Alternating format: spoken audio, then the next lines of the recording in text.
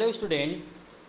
तो इस पार्ट में हम आपको क्लास 8 का हिंदी ग्रामर पुस्तक से क्लास 6 चैप्टर को बताएंगे, डिस्कस करेंगे। क्लास 6 चैप्टर का क्या नाम है? शब्द निर्माण या उपसर्ग।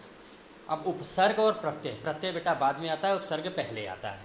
तो उपसर्ग में 4 अक्षर के हैं, 4 वर्ण के, तो इसीलिए उपसर्ग बड़ा है तो उपसर्ग पहले आता है। ऐसे एक नोट याद करने के लिए, तो इसको प्रीफिक्स भी कहते हैं इंग्लिश में। ठीक है, अब आइए इसको पढ़ते हैं। बहुत ज़रूरी है आपका, ये बहुत ही इंपॉर्टेंट है। ये उपसर्ग शब्द उप और सर्ग के मेल से मिलके बना है। उप का अर्थ है निकट और सर्ग का अर्थ है सृष्टि करना।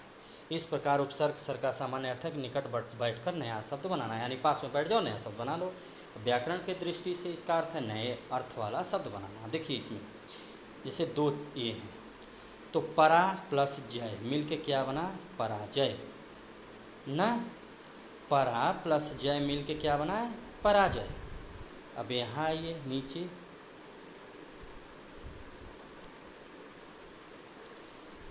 अव प्लस गुण, यानी ये अव मिल के अवगुण, ये गुणवानी व्यक्ति है और ये अव है, तो मिल के क्या बन गया? अवगुण वाला व्यक्ति बन गया। एक तीसरा थर्ड पर्सन बन गया। देखिए, तो जो शब्दांश किसी अन्य शब्द के प्रारंभ में लगाकर नए शब्दों का निर्माण करें, उनके अर्थों में परिवर्तन लाते हैं, उन्हें अपसर्ग कहते हैं। उपसर्ग पराभव अवतरण अवमानना। देखिए इसमें परा लगा है, इसमें अव, इसमें अवमानना है। तो मानना को अगर अव लगा दें तो अवमानना अपोजिट हो गया। तरण का अव लगा दे तो अवतरण हो गया। भव का परा लगा दे तो पराभव हो गया। ठीक है, तो आइए इसमें और कुछ देखते हैं हम। उपर्युक्त शब्दों पर ध्यान दीजिए। जय भव शब्दों से, ये मैंने आपको पहले बता दिया, गुणतरण मानना शब्दों से पहले जोड़कर अवमानना शब्द बनते हैं। उनमें परा प्लस और शब्दांश, इन शब्दांशों के प्रयोग से मूल शब्द के अर्थ में परिवर्तन आ जाता है। तो मूल शब्द के प्रारंभ से जुड़कर उनके अर्थों में परिवर्तन या विशेषता ला देने वाले शब्दों को क्या कहते हैं? उपसर्ग। विशेषताएं इसकी क्या होती है? उपसर्ग का प्रयोग स्वतंत्र रूप से नहीं किया जा सकता, ये केवल मूल शब्दों से पहले लगते हैं, मतलब हर जगह नहीं लगा सकते, केवल मूल शब्द से पहले।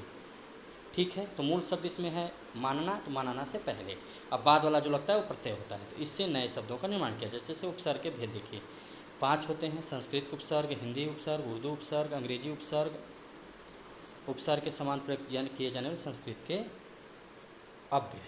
संस्कृत के देखिए उपसर्ग में अ अन अभ, इसका मतलब क्या है? अर्थ जैसे इसका अ का नहीं या अभाव, जहाँ भी अ लगा हो तो उसका समझ जाइए कि उसका अर्थ होगा नहीं या अभाव। अब इसको क्लियर, जैसे अधर्म, अधर्म, अबोध, अचल, अखंड, अज्ञान, अनाथ, अनीति, तो इसका नहीं या अभाव ही होगा। यानी अनीति है तो उसके में नीति का अभाव है।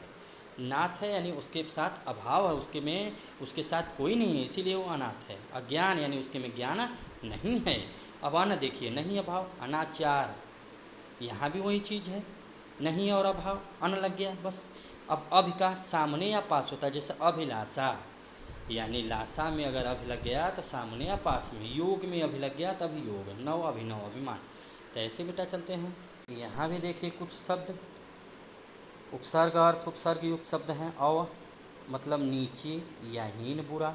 मेन अर्थ समझिए, जहाँ भी अधि लगा हो तो श्रेष्ठ ऊपर या समीप की बात होती है। जहाँ अति लगा है वहाँ पे अधिक की बात हो, जैसे अत्यधिक, बहुत अधिक, अत्याचार यानी बहुत अत्याचार कर दिया, तो ऐसा लगता। आ जहाँ लगा है वहाँ पर तक समेत उल्टा का बात होती है। उत यानी ऊपर, ऊंचा श्रेष्ठ से उत्कर्ष, उन्नति, उद्धार, तो ये इसी की न बात होगी। धूर दूर, बुरा कठिन। नि निषेध नीचे अभाव। निर का बिना रहित विपरीत। प्र का आगे अधिक ऊपर। तो बेटा अब एग्जाम्पल तो आप खुद पढ़ लीजिएगा। तो ये चीज़ बहुत ही इम्पोर्टेंट है। प्रति विरुद्ध सामने, बी का विशेष अभाव। निस जहाँ लगा हो इस प्रकार का, तो रहित निषेध, उप वाले यानी समीप गौण, तत् यानी उसके जैसा। ठीक है, अब हिंदी के उपसर्ग देखिए। अध लगा हो तो आधा। अन अभाव निषेध, अ अभाव निषेध, दु बुराहीन। उसी प्रकार से पर पराया, भर मतलब भूरा, नी मतलब रहित। देखिए निडर, निकम्मा, नी लगा है ना, तो यानी रहित है। ठीक है, निडर है वो, उसके में डर नहीं है, निकम्मा है वो, निपुता, ऐसे ही लगता है। ठीक है, अब परदेश, पर लोग देखिए पर यानी देश से बाहर चला गया, यानी इसीलिए परदेशी हो गया।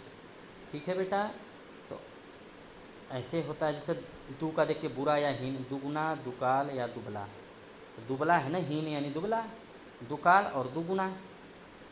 ठीक है, तो ऐसे होते हैं। आइए उर्दू के उपसर्ग में देखिए, उर्दू में ला, हम, हर, बद, बा, दर, जैसे लापता, लाइलाज, लाजवाब, ये उर्दू के शब्द हैं बेटा। इसमें बिना रहित ला का होता है, हम का साथ समान, हर का प्रत्येक। जब आप बोलते रहोगे तो समझ में आ जाएगा आप।